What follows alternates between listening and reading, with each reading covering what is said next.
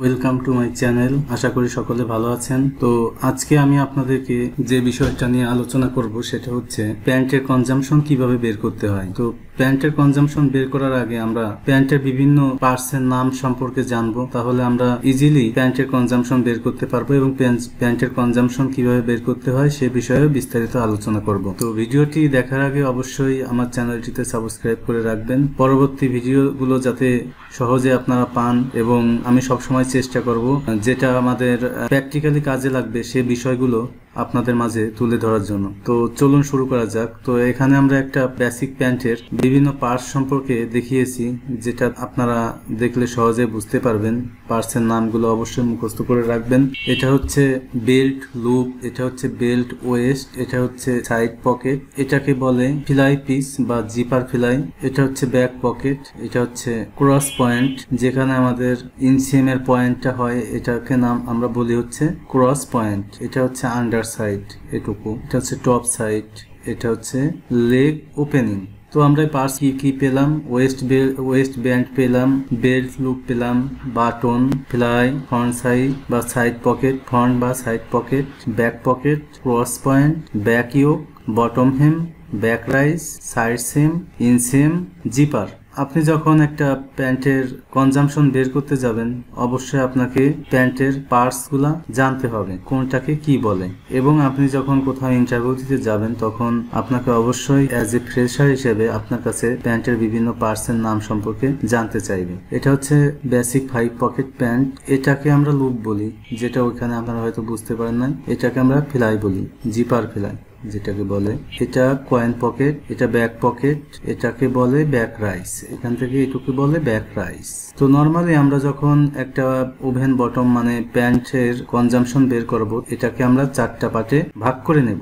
একটা হচ্ছে body part, একটা হচ্ছে পকেট, আর একটা হচ্ছে পকেটিং ফ্যাব্রিক্স, একটা হচ্ছে বেল্ট লুপ। লুপের জন্য আলাদা ফ্যাব্রিক্স কনজাম্পশন করব, বডি পার্টের জন্য আলাদা, পকেটের জন্য আলাদা। পকেটিং এ আমরা যে ফ্যাব্রিক্সটা, যেমন ফ্রন্ট পকেটের যে ফ্যাব্রিক্সটা ইউজ করি, এটার আমরা আলাদা কনজাম্পশন বের করব। তো বায়ার আমাদেরকে এরকম একটা মেজারমেন্ট শিট দেবে, এই শিট থেকে কনজাম্পশনটা বের করতে হবে। Total length including waist height, waist width, hip, thigh, bottom width, back pocket length, back pocket width, belt loop length, belt loop width, pocket back length, pocket back width, সবকিছু এখানে measurement দেয়া আছে। এবং মেজারমেন্টের সঙ্গে অবশ্যই আমাদের সুইং অ্যালাউন্সটা যোগ করতে হবে। আমরা যখন সুইং করব তখন আমাদেরকে 1 ইঞ্চি বা 2 ইঞ্চি কিংবা প্রসেসের উপর ডিপেন্ড করে আমরা একটা অ্যালাউন্স নিব। মূল মেজারমেন্টের সাথে অ্যাকচুয়াল মেজারমেন্টের সাথে যোগ করার পর যেটা হবে ওইটা ধরে ফ্যাব্রিক্স কনজাম্পশন বের করব। এখানে ভালোভাবে দেখি, এটাকে বলে ওয়েস্ট, এটা হচ্ছে হিপ, এখান থেকে এখানে এটাকে আমরা হিপ বলি, আর এইখান থেকে একদম হেম পয়েন্ট পর্যন্ত যেটা, এটাকে বলে ইনসিএম। পার্টসগুলোর নাম সম্পর্কে অবশ্যই অবগত থাকবেন এবং কোনটাকে কি বলে ভালোভাবে বুঝে নেবেন। আমরা যখন ফর্মুলা দিয়ে কনজাম্পশন বের করব তখন অবশ্যই পার্টসগুলো আপনাকে জানা থাকতে হবে। আপনি যদি পার্টস সম্পর্কে আইডিয়া না থাকে তাহলে ফ্যাব্রিক কনজাম্পশনের ফর্মুলা দিয়ে কনজাম্পশন বের করতে পারবেন না। এটা হচ্ছে ওয়েস্ট। যখন আমরা থাইয়ের মেজারমেন্ট নেব তখন এই ইনসিএম পয়েন্ট থেকে এই পর্যন্ত যতটুকু মেজারমেন্টে আসবে ওইটাই হচ্ছে থাইয়ের মেজারমেন্ট। এটা হচ্ছে ব্যাক পকেট, এখানে আমরা আরো ভালোভাবে দেখি, এটা ওয়েস্ট, এটাকে বলে থাই, এটা হচ্ছে নি, লেগ ওপেনিং পর্যন্ত যেটা থাকে এটা হচ্ছে ইনসিএম, আর এটাকে বলে এখান থেকে এই পর্যন্ত এটাকে বলে ফ্রন্ট রাইস। আপনাদের বোঝার সুবিধার্থে আমি বিভিন্ন ভাবে ট্রাই করেছি, আপনারা একটা না বুঝলে আরেকটা থেকে যাতে বুঝতে পারেন। এখন আমরা ফ্যাব্রিক্স কনজাম্পশনে চলে আসব। দেখুন আমাদের এখানে দেয়া আছে total length including waist height. West কোনটা আমরা দেখেছি, হিপও দেখিয়েছি, থাই দেখিয়েছি, বটম উইথ দেখিয়েছি, ব্যাক পকেট লেন্থ দেখিয়েছি, ব্যাক পকেট উইথও দেখিয়েছি, লুপ দেখিয়েছি, আর একটা হচ্ছে পকেট ব্যাগ। পকেট ব্যাগটা কি? এইটাকে বলে হচ্ছে পকেট ব্যাগ, ফ্রন্ট পকেটে ইউজ করি সাদা অংশটুকু, এটাকে বলে পকেট ব্যাগ। এই যে এইভাবে আমরা ইউজ করি, এইটুকু আলাদাভাবে কনজাম্পশন বের করতে হবে। মোটামুটি মেজারমেন্ট সম্পর্কে অবগত হইলাম এবং আশা করি আপনারা মেজারমেন্ট এন্ড প্যান্টের বিভিন্ন পার্টস এ সম্পর্কে আইডিয়া পেয়েছেন। এখন আমরা ফ্যাব্রিক্সের কনজাম্পশনটা কিভাবে বের করতে হয় মূল আলোচনায় চলে আসব। প্রথমেই বলেছিলাম ওভেন বটমের কনজাম্পশন বের করবেন তখন অবশ্যই পার্ট বাই পার্ট আলাদাভাবে বের করলে আপনারা ইজিভাবে ফ্যাব্রিক্সে ওভেন বটম পার্টের কনজাম্পশনটা বের করতে পারবেন। এখানে আমাদেরকে উইথ যেটা দেয়া থাকবে তার সঙ্গে আমাদের 1 ইঞ্চি যোগ করতে হবে। স্লিভেজের জন্য 1 ইঞ্চি যোগ করতে হবে। যদি উইথ 56 থাকে আমরা এটাকে 1 যোগ করে 57 ধরে নেব। যদি 60 দেওয়া থাকে তাহলে 61 যোগ করে 61 দিয়ে ওইটাকে কনজাম্পশন করব। ডেনিমে নর্মালি 10% ওয়েস্টেজ হয় এবং স্প্যান্ডেক্স ফ্যাব্রিক্সে 25% ওয়েস্টেজ হয় কোনো ক্ষেত্রে। এটা ভ্যারি করে আপনার ফ্যাব্রিক্সের কোয়ালিটির উপর।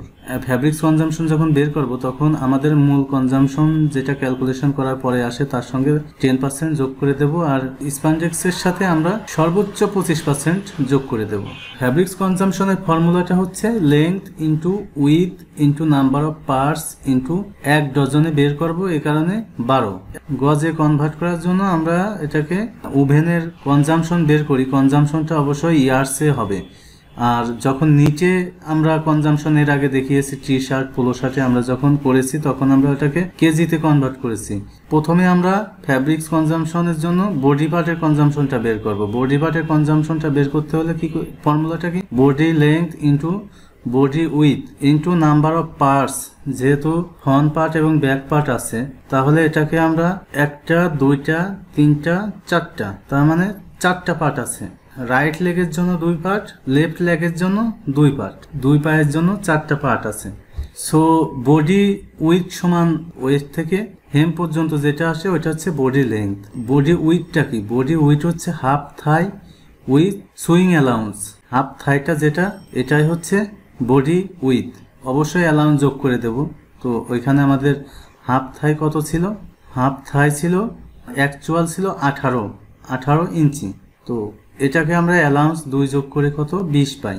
মানটা যদি আমরা ফর্মুলাতে ইউজ করি তাহলে বডি লেন্থ আমরা পেয়েছি 46 into 20 half thigh. Body with সমান সবসময় মনে রাখবেন বডি উইথ সমান হাফ থাই ইন্টু 4টা পার্ট, এখানে 4 দ্বারা গুণ ইন্টু ডজন, ডজনের জন্য 12 ভাগ ফ্যাব্রিক উইথ দেওয়া ছিল 54, তার সঙ্গে আমরা 1 যোগ করে হয়েছে 55 ইন্টু 36।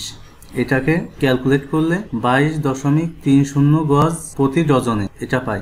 এবার 2 নাম্বার হচ্ছে ব্যাক পকেট। ব্যাক পকেট আমাদের কয়টা থাকে, 2টা থাকে। 2টা ব্যাক পকেটের কনজাম্পশন একসাথে আমরা বের করব। তো আমরা আগেই জেনেছি length into width into number of parts into number of pocket into 12 ভাগ ফ্যাব্রিক উইথ ইন্টু 36। এখানে back pocket length with allowance সহকারে 8 ইন্টু ব্যাক পকেট উইথ 7, 2টা পার্ট, 2টা পার্টের জন্য 2 ইন্টু 2টা পকেট ইন্টু 12। যদি 4টা পকেট তাহলে 4 দিয়ে গুণ দিতাম। যেহেতু এখানে 2টা পকেট আছে, বেসিক জিন্স প্যান্টে 2টা পকেট আছে, সেহেতু আমরা 2 দিয়ে গুণ দিয়েছি। এটাকে আমরা যদি ক্যালকুলেট করি 1.36 গজ প্রতি ডজনে আসে। এবার আমরা 3 নাম্বারে পকেট ব্যাগ। পকেট ব্যাগ তো আমরা আপনাদেরকে দেখিয়েছি ফ্রন্ট পকেটে। ফ্রন্ট পকেট কয়টা থাকে, 2টা থাকে। 2টা পকেটের একসাথে আমরা কতটুকু কাপড় লাগে ততটুকু আমরা বের করব।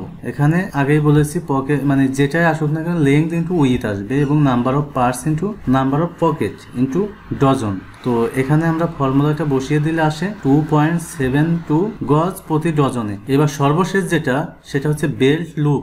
বেল্ট লুপ কি দেখিয়েছি, length into width into number of parts to number of belt loop. Loop কয়টা লাগতে পারে, 6টাও লাগতে পারে, 8টাও লাগতে পারে, 5টাও লাগতে পারে। এটা ডিপেন্ড করে বায়ার রিকোয়ারমেন্টস এর উপর। বায়ার যদি 5টা লুপ দিতে বলে আপনি 5 দিয়ে হিসাব করবেন। তো এখানে আমাদের বেল্ট লুপের লেন্থ হচ্ছে 2 ইন্টু বেল্ট লুপের উইথ হচ্ছে 1 ইঞ্চি।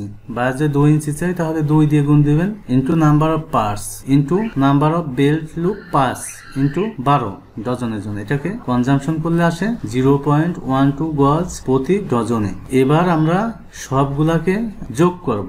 সবগুলা বলতে প্রথমে গেল ফ্যাব্রিক পার্টস, 2 নাম্বারে গেছে পকেট পার্টস, 3 নাম্বারে পকেট ব্যাক পার্টস, 4 নাম্বারে লুপ পার্টস। 4টাকে যোগ করলে আসে 26.5 গজ প্রতি ডজনে। আমরা বের করেছি এতক্ষণ 1 ডজন প্যান্টের জন্য কতটুকু কাপড় লাগে। কিন্তু বায়ার যদি আমাদেরকে 10,000 পিসেস প্যান্ট অর্ডার করে তাহলে 10,000 পিসেস প্যান্টের জন্য কতটুকু কাপড় লাগবে। একদম সিম্পল ব্যাপার, যেহেতু 1 ডজন প্যান্টে আমাদের কাপড় লেগেছে 26.5 গজ, তাহলে 10,000 পিসেস এটাকে আমরা 12 দিয়ে ভাগ করে ডজনে রূপান্তরিত করে 1 ডজনে যেহেতু 26.5 8.5 গজ কাপড় লেগেছে, তাহলে এটাকে 833.33 ডজনে কতটুকু কাপড় লাগবে, একদম জাস্ট 1 ডজনে যতটুকু কাপড় লেগেছে ওটার সঙ্গে যদি আমরা 833.33 গুণ করে দিই, ইজিলি 10,000 পিসেস প্যান্টের জন্য কতটুকু কাপড় লাগবে পেয়ে যাব। তো এখানে 26.5 হচ্ছে 1 ডজনের জন্য লেগেছে ইন্টু 833.33, টোটাল তাহলে কাপড় লাগবে 22,083.25